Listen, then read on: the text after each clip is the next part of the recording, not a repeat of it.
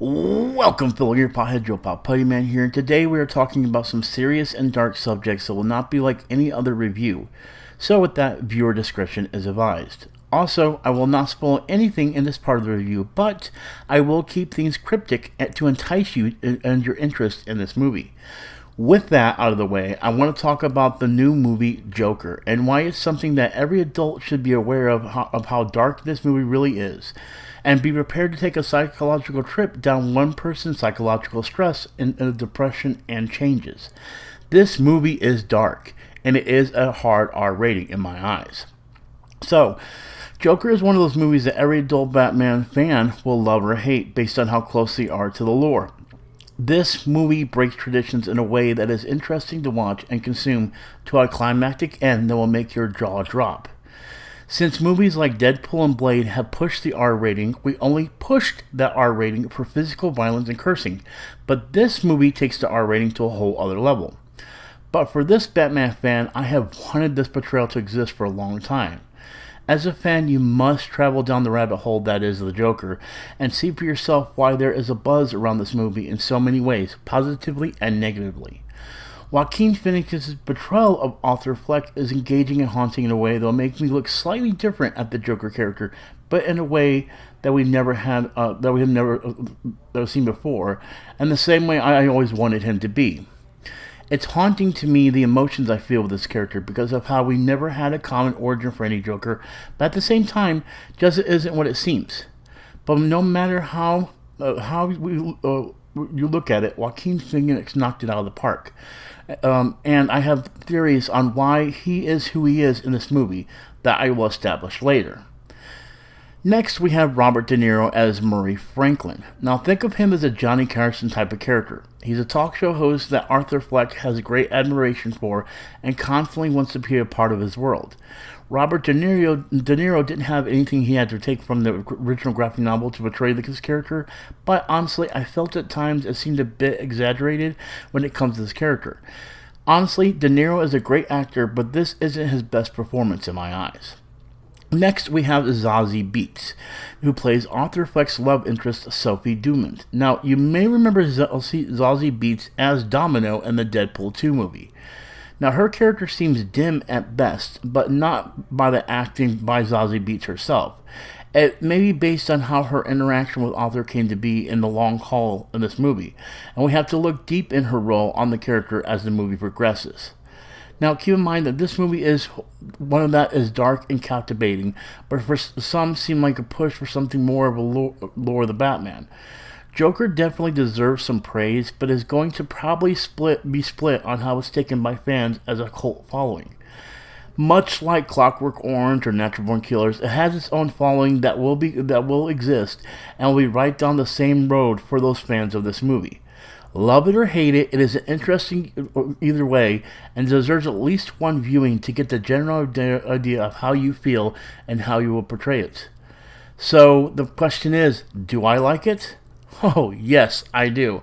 And honestly, I have a lot more to say about this, but we have to unfortunately get past one thing, which of course brings us to the next point.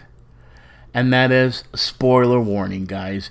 I want to go ahead and get the spoilers out of the way a little bit earlier than usual. So I wanted to go through those parts of the review with you guys. If you are really interested based on what I've told you and you really want to see this movie, then definitely go check it out. If you are a kid, unfortunately, this is not a movie for you. Wait till later. I would definitely not suggest any parents take their kids to see this. It is a very dark portrayal of the character of Joker, but for any adults, it's great. So this is your warning that I'll be going into spoilers for Joker. Again, if you have not seen this movie and do not wish to be spoiled, then turn off the video now. I will give you some time to stop the video. This has been your warning for spoilers ahead.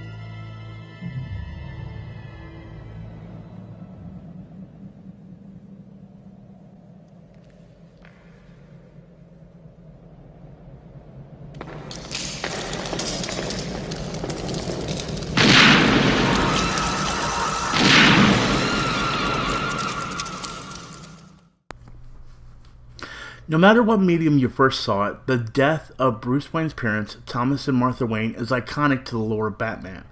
And whenever any media shows this, it's always at the beginning of the movie. So, to see this at the ending of to the Joker is really bittersweet, to be honest. It's such a twist that I don't know why I didn't see it coming in the first place. I'll be honest, I was truly gullible not to know that this was going to happen, but I was so intrigued with the character of Arthur Fleck that I sometimes forget I was watching a Batman movie.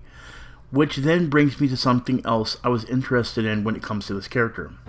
To your fear and sorrow and the life is still worthwhile. What's so funny? Just Freak!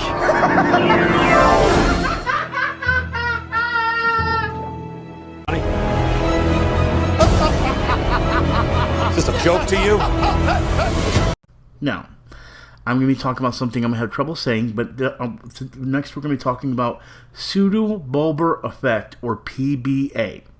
Now, PBA is a condition that's characterized by episodes of sudden, uncontrollable, inappropriate laughing or crying. Pseudobulbar effect typically occurs in people with certain neurological conditions or injuries, which might affect the way the brain controls emotion. PBA occurs secondary to a neurological disorder or brain injury. This is a real disorder that I had no idea exists, and for them to utilize this in Arthur Fleck's condition just makes the story of Joker tragic. I'm not sure how I honestly feel about this because the Joker is loved for his sadistic behavior and how much he enjoys it. But anyone with PBA will tell you that they don't enjoy it. But it still creates an intriguing story that will make you sympathize with the character. This is a reason to understand how some people might take this movie in a wrong direction, but this is something that keeps the movie going as a whole. Remember how his mother's files state that he went through abuse that caused brain injury?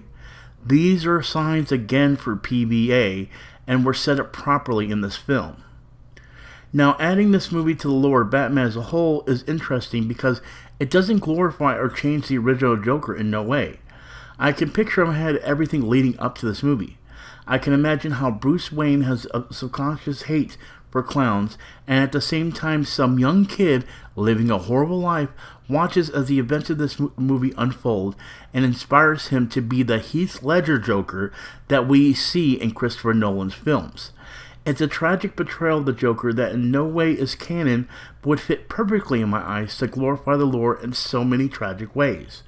The Joker shows why anarchy exists in Gotham, and why any Joker we get will always be the ultimate rival to Bruce Wayne's Batman. This is why Joker goes down as something that can never be forgotten by any fan. You have to appreciate what was created here, and think about how tragic and dark it takes to lure Batman down the road. I appreciate this movie for existing, and hope that the path that Warner Brothers is taking these movies continues, but for only those that suit the path. Here's hoping that Birds of Prey doesn't prove me wrong. Anyway, guys, I want to thank you all for watching. Please like and subscribe, and check out one of these other following videos as well. And I want to thank you for watching, and as always, I am Puttyman with Gamer Potheads. Please don't forget, we're all about the horror score. Peace out, thank you for watching the review, and I'll talk to you all later. Murray, one small thing. Yeah. When you bring me out, can you introduce me as Joker?